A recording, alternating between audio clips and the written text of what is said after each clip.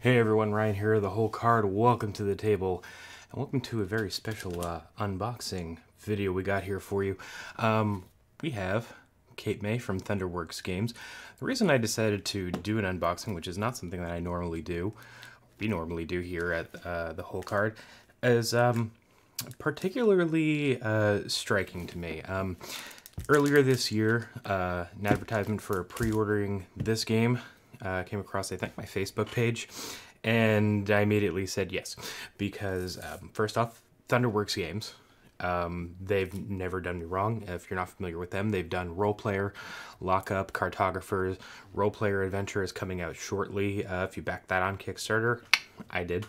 And it's also Cape May, which is in New Jersey, where I'm from, and I had the pleasure to actually visit there for the first time in my life earlier this year, and it's absolutely beautiful. So I was very intrigued just at the name, the theme, and the fact that it's Thunderworks Games is definitely a plus. I had no problems sight unseen deciding to pre-order this, and it just came in the mail.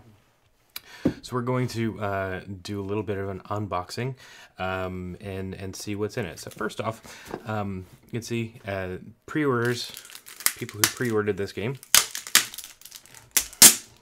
got a little pack of what appear to be maybe some of the event cards that are in the game.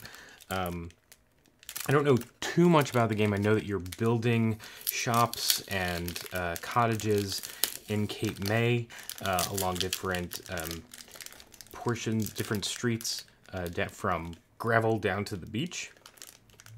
And let's see what's in here. So before we even open the box, let's see what we got over here. We have, all right, so these are the backs of the cards. Oh, okay, so there's different cards. Okay, so these are, oh, this looks like different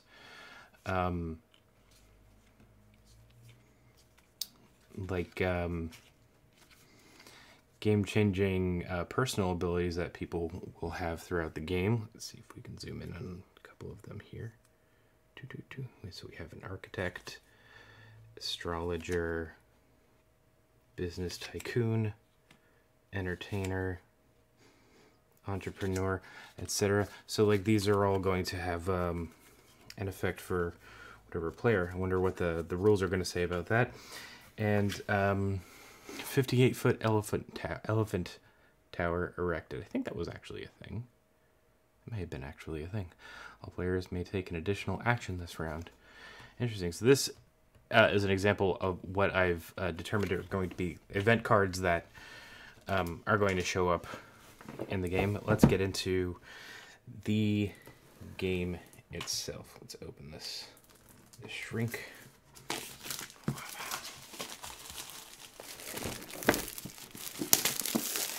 And see what we have. Alright.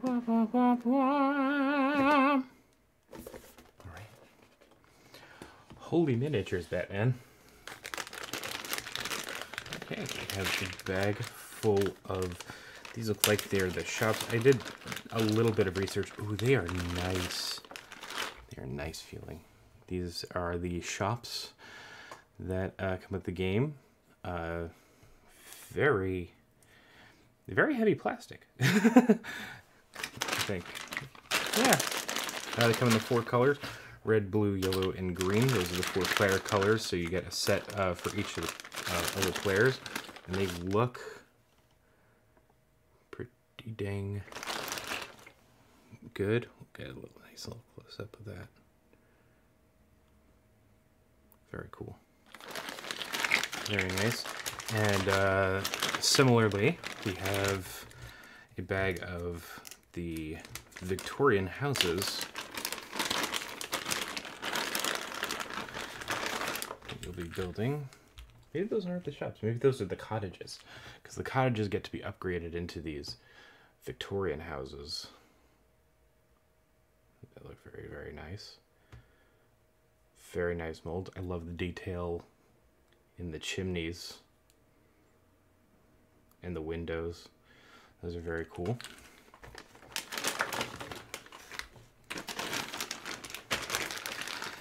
And you can, over the course of the game, upgrade those Victorian houses into landmarks, and they go into these little picket fences to make them known that they're the landmarks. Let's see if they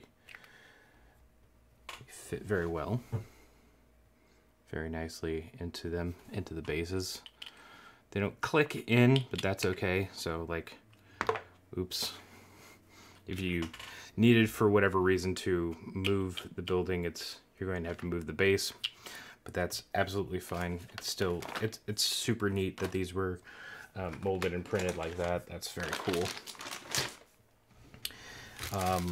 We have the player markers. Oh, they have. That's interesting. So they have 2 of each color. I don't know what they're for, but they are all differently shaped. Blue is a wonderful gentleman with a cane versus the yellow appears to be a woman in a dress. The green appears to be a woman holding a parasol. And red looks like a gangster. That's my take on that. He's a gangster. He's probably not. He's probably a very well-kept man. Oh, and then I know that on the board, the round tracker is supposed to be a model of the Cape May Lighthouse. This is actually pretty weighty. It also is a very fair representation. I would like to have this painted. This is a very fair representation of what the Cape May Lighthouse actually looks like. I had the chance to see it. And actually, the cover art, it has that color scheme, with the red top and the white to beigeish base.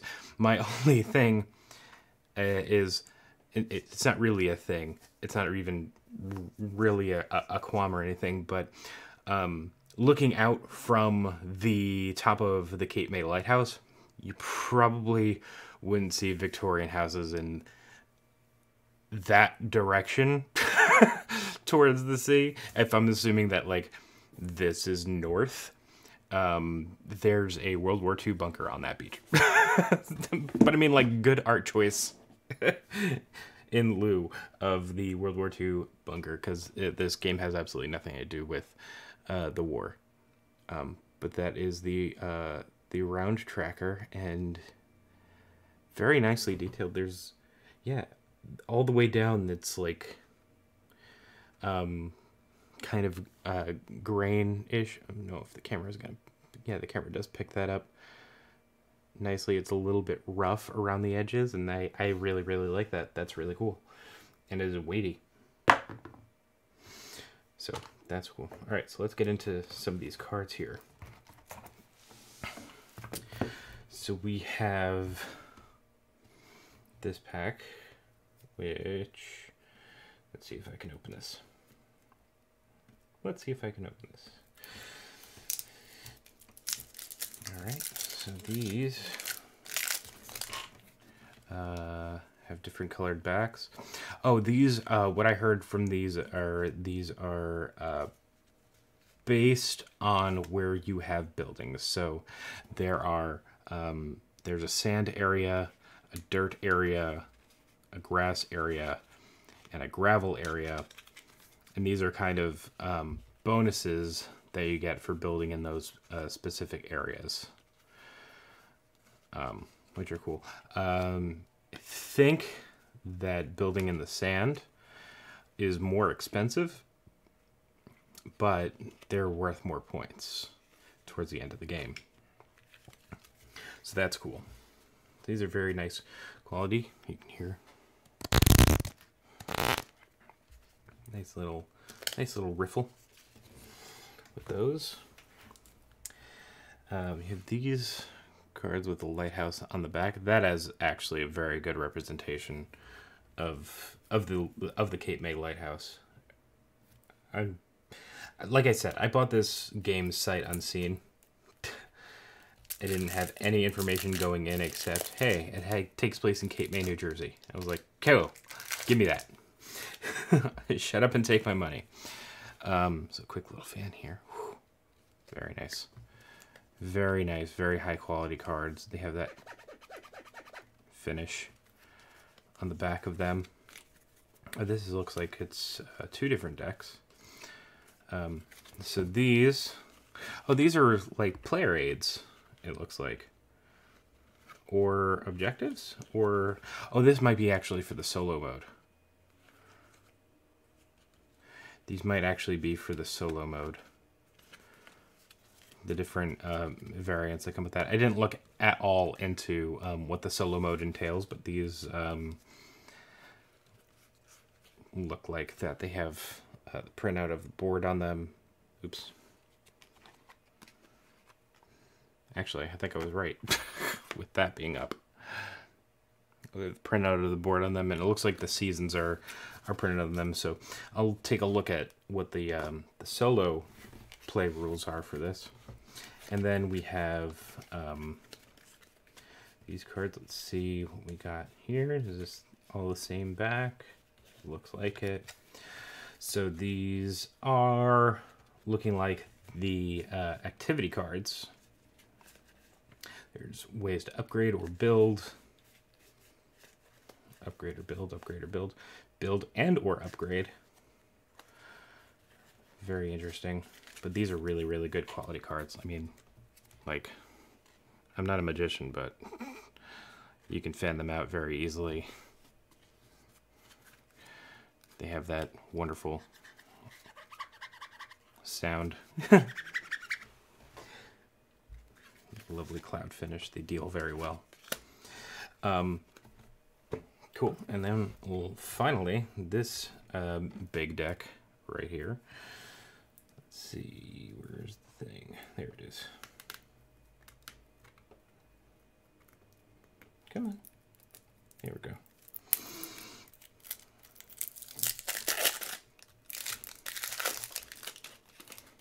And again, I'm assuming that these are probably going to be the same quality of the cards. Oh, everyone loves a good fan. I'm terrible at fanning cards, but... Alright, so we have a deck for yellow. These are the movement cards. So we can take a look at those. You can go 1 to 7 spaces. And I missed the 4. The 4, 5, 6, and 7. So these are movement cards that players will have, and there's one for each color. And they're both denoted on the front and the back of the cards. Oops. So the reds, the greens, and the blues. I like the color of the blue.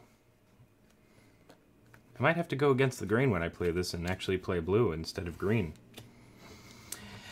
And, okay, these are the, what look to be the event cards.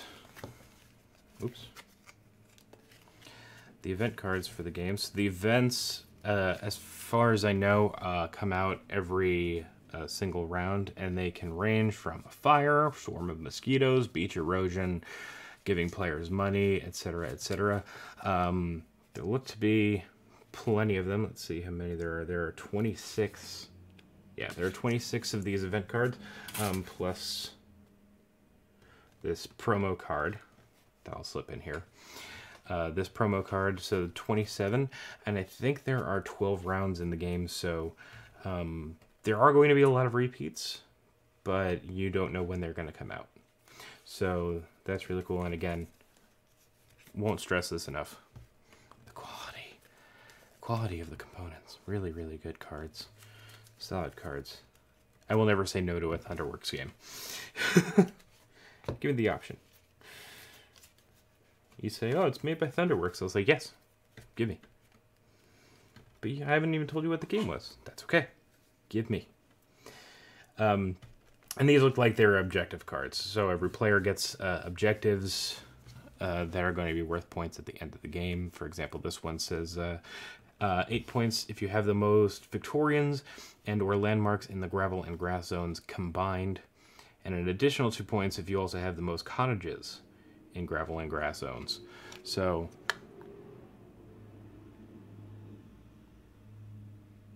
nice little truck going by there. So these are really good, very clearly noted. Anytime that it mentions a zone on the board, it highlights it and basically depicts the same color that it has. Something that I wish all board game companies would do. Give me a bag of bags.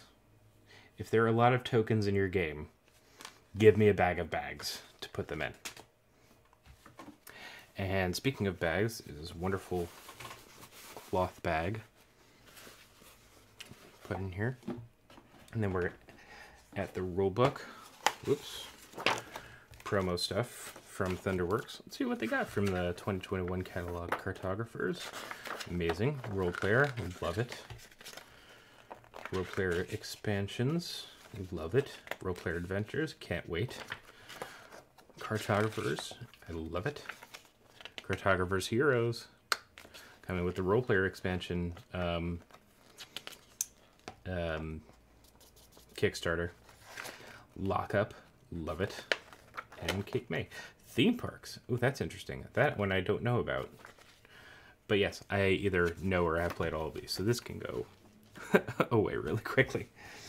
Player boards and player references for everyone involved. So they're also color coordinated. So there's blue, green, red, and yellow that tell you what the actions are, how final scoring works, the conversion rates of building your cottages to upgrade it to Victorian and making them landmark in all the different areas of the board.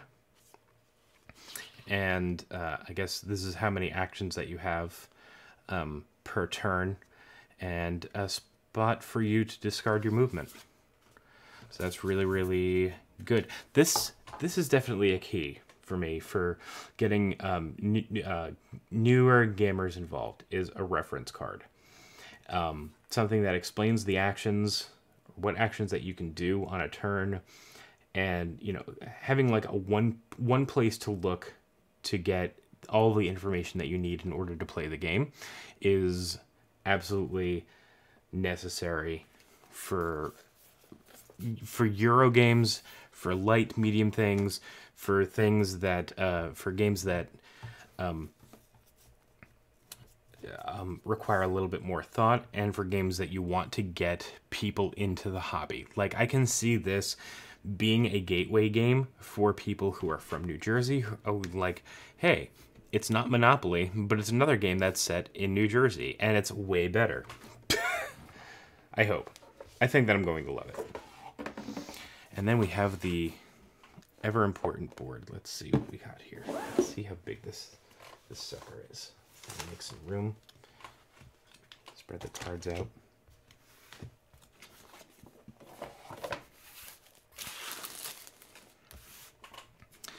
And we'll open up the board.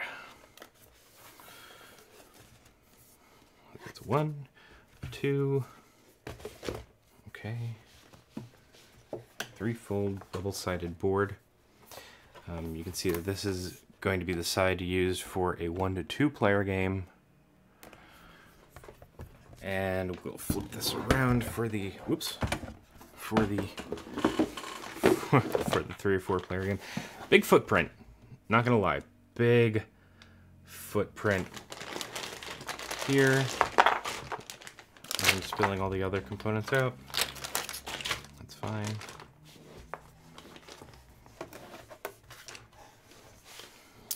So this is the board. Lafayette Street is actually a real street. So that's really cool.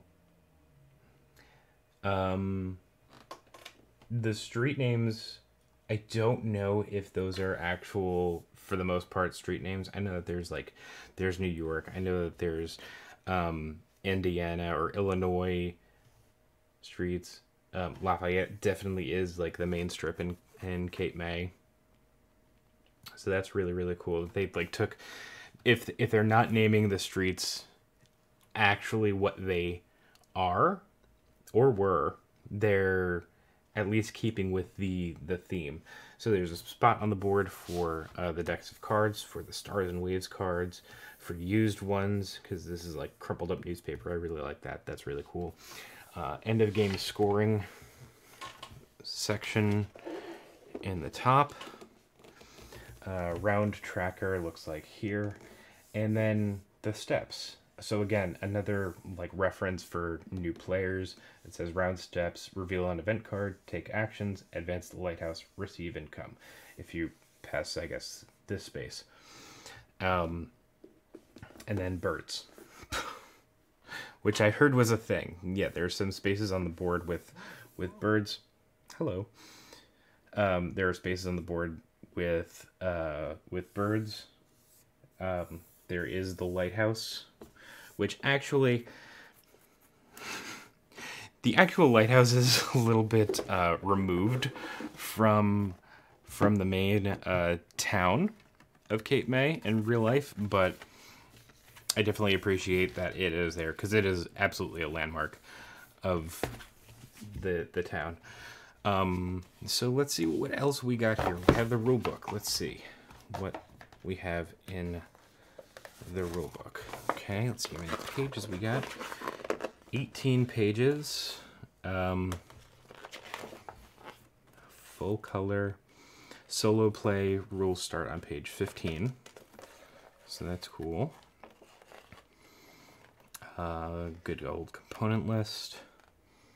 Game setup. How to play. Step 1, step 2, step 3.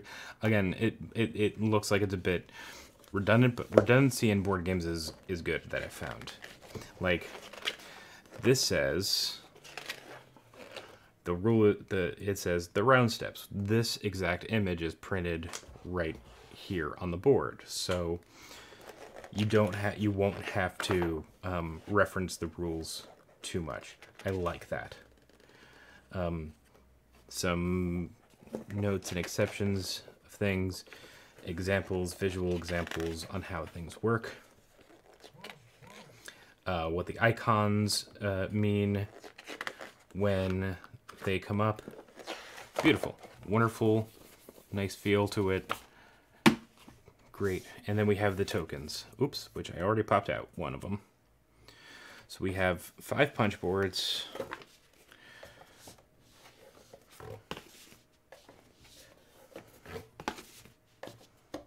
Four and 5. That's the end of the box.